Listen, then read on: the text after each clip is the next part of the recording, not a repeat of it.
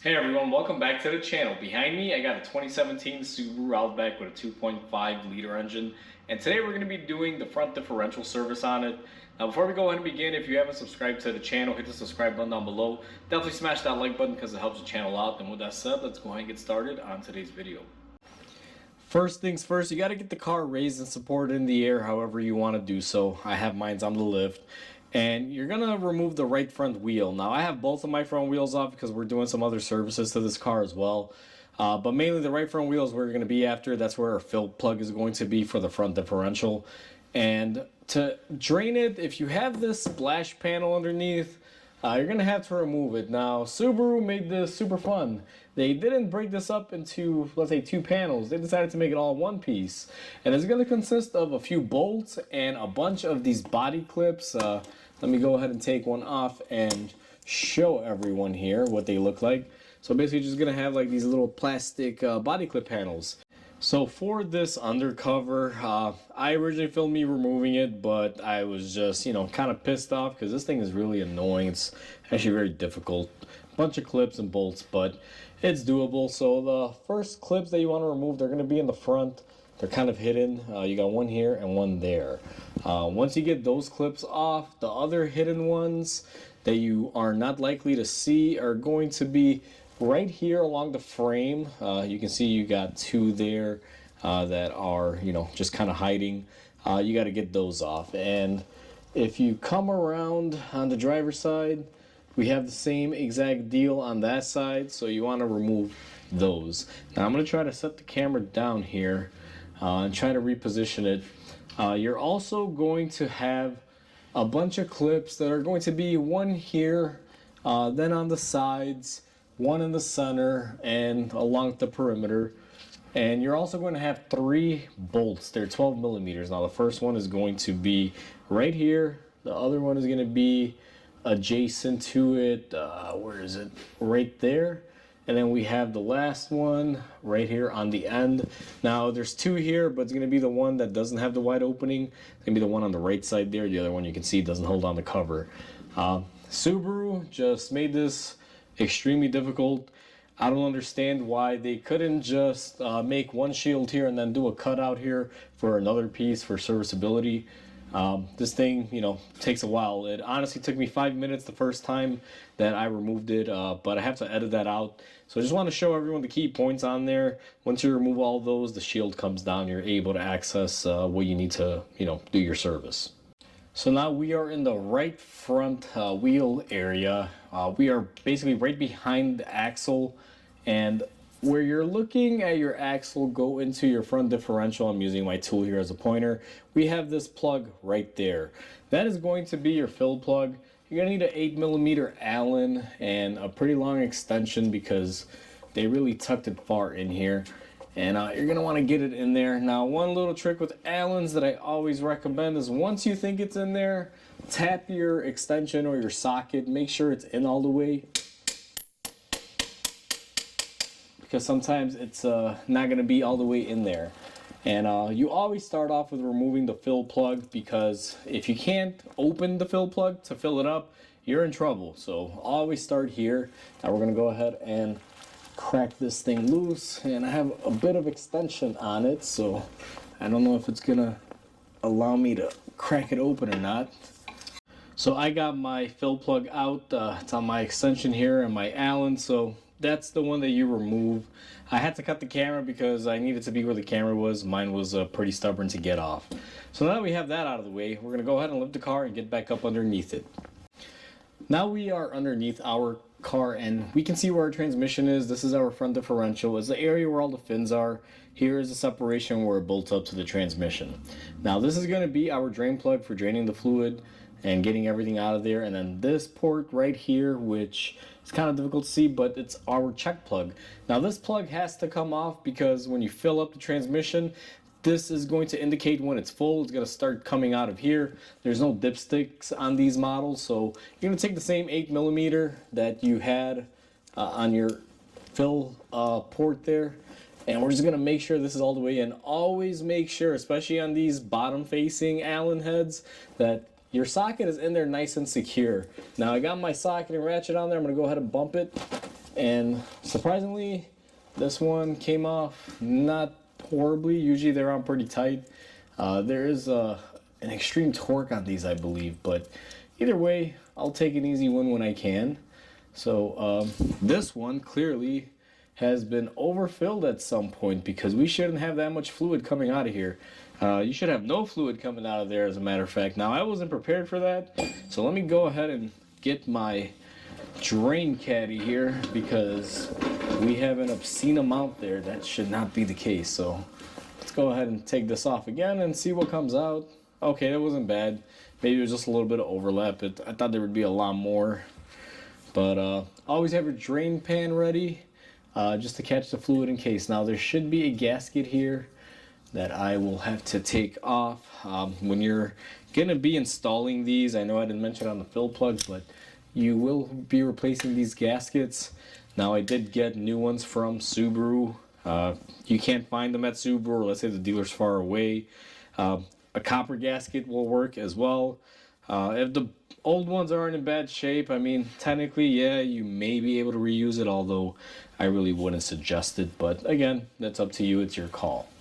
Now that we have our check plug out, I'm going to move my camera around and give you guys a little bit of a better angle. Now, my lighting is going to be in the way here. So let me readjust everything and we're going to get ready to remove our drain plug. So I have everything repositioned. We got our drain plug underneath, and I got my camera as far back as humanly possible to capture the shot because I do not want to get this gear oil all over it. So I have a T70 that you're going to be needing for this drain plug. It's gigantic as far as size. So I have that hooked up on my 1/2 inch here. Let's go ahead and crack it loose. It's going to have a little bit of a snap to it. Be ready for it. But once you crack it loose, now I gotta be really quick on this one. Just like that, our gear oil comes out. Now this car has around 50,000 miles if I'm not mistaken, and I'm not sure, we have unknown history if this has ever been done to it. This customer has had this vehicle since 20,000 miles, I believe. They've never done it. So I would assume that it probably hasn't been done unless the dealer did it as part of some sort of maintenance service. But overall, the fluid condition is not horrible. When we removed our little check port here, I thought it was going to be pretty bad when I drained it because that fluid was a lot darker. You can see how dark that is versus what's coming out. But either way, you know, it's not bad. I thought it was going to be, you know, a catastrophe to say the least. Now, one thing I want to point out too, and I don't know how well it's going to look on here, but your drain plug has a magnet on there. You guys can see all of this stuff here. You're going to get some stuff coming out. Now, that's normal. What you want to do is take this, your check plug and your fill plug, clean them all off with brake cleaner. And once again, this also has a gasket that is on it, and you're gonna replace the gaskets on all 3 of them. Now again, I got mine from Subaru. You don't have to get them at Subaru if you find a gasket that works, but for the pennies and cents that these cost, it's cheap insurance. So I'm gonna go ahead and replace all 3 of my gaskets off camera and clean my plugs. And I'm going to let this thing drain out for a little bit, make sure we get all that fluid out. Some time has elapsed. I went ahead and cleaned up my drain plug, and we got our new crush washer on there.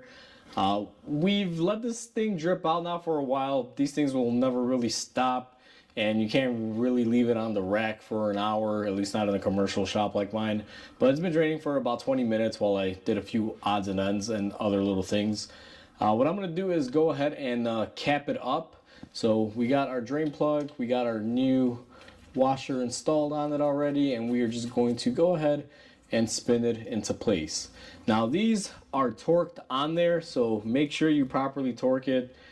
Somewhere around 50 foot-pounds, I believe, is the torque value. I actually have to look it up. So make sure you properly tighten that. You don't want to leave it loose, especially on your front diff, because the way this is designed, it's straight down. It can leak out and create issues. So now it's time to fill up our front differential, and a lot of you may have noticed that it's pretty recessed. You're not going to be able to get a bottle in there. So in order to do this, Mighty Vac makes a few tools. There's a couple pumps you could buy and all this sort of different stuff that you can use to fill it up. However, I'm going to do it the cheap, easy way. Because I find that this method works actually really simple on these cars. Now, what you want to do is grab your bottle. In this case, we're using 7590 full synthetic Bubble 1. We went ahead and we cut off our head on our bottle. We got a nice little fine point. I took some 3/8 hose that I had on my spool here. It's new. You don't want to use hose that's been ran through with other fluids. So make sure you got a nice clean hose. Cut it to the appropriate length and then just stick it on top of the bottle. And this will allow us to put this inside of the transfer case while also squeezing out the bottle, kind of an extension piece. Now, one thing you can do to make this more secure is put a zip tie here. It'll help hold it a little bit better. But when you use this method, don't squeeze the bottle like crazy, because if this falls off, you're going to get gear oil everywhere. Now, I have a bunch of tools. My preferred method of filling these up that I normally would do if I wasn't filming this, but I want to show you guys a more realistic way to do this at home without spending a bunch of money on tools, especially tools you're not going to use every day. But I have a Motive fluid filler where I will just fill up, let's say it takes 2 quarts. I'll dump 2 quarts into my clean container. I'll pump it up or fill it up with my tire gauge, and then put it in there and just open the valve and let it fill up. It's a pressurized system. Even though that's easy, I'm going to show you guys how to do it this way, because you may not want to spend $100 on a Motive canister like I did. So either way, we're going to go ahead and fill this up. So let me show you how we fill it up. So we are back at our fill port, and this is going to be a tight squeeze even for me with the camera in here. So the way I'm going to do this is I'll show you where you fill it up and how I do this on the insertion. And I'm probably just going to wind up filling it up and then show you when it starts spilling, because it can be a little hectic. Even right now, I'm trying to find a good way, but I'm fighting everything. So we're going to take our hose, simply insert it into our front differential like so. And then I'm going to zoom out here a little bit, see if I can get it on frame. And when we have that connector, you're just going to simply tilt your bottle up like so and squeeze gently, and you'll be able to start getting your fluid in there. Now this takes, I want to say like 1.2 or 1.5, basically like a bottle and half or a little bit under that. I'm going to go ahead and do that now. I'm going to lower this because I got to get the camera out of here. There's not a lot of room. So I'm going to go ahead and fill it up, and when it starts leaking out of the check port, I'll bring you guys back in. So I've gone ahead and I put my oil in here, and now everyone can see that we have oil that is coming out of our check port. So once you have your oil coming out of it, you're gonna let it basically drain out and kind of become a residual oil. So I want to say right about there, I'm pretty good with that. And then what I'm gonna do is go ahead and install our check plug. Now this is a little bit difficult. Now also remember that we have a new gasket on our check plug as well.